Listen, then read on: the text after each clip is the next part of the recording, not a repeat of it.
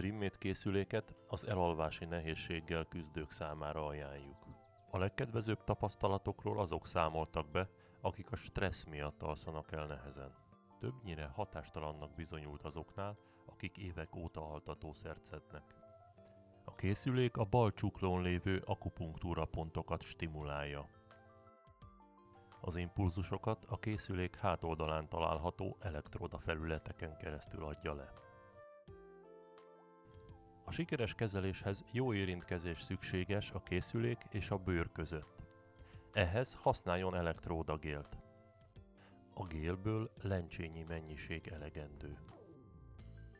Csatolja fel a készüléket a bal csukló tenyéri oldalára.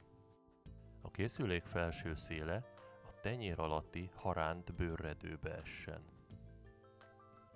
A kezelés indításához nyomja meg a bekapcsoló gombot. Ha a visszajelző LED zölden villog, azt jelenti, megfelelő az érintkezés a bőr és a készülék között.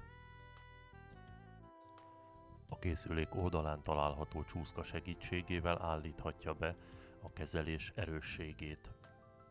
Minél erősebbek az impulzusok, annál hatásosabbak, de annál kellemetlenebbek is lehetnek.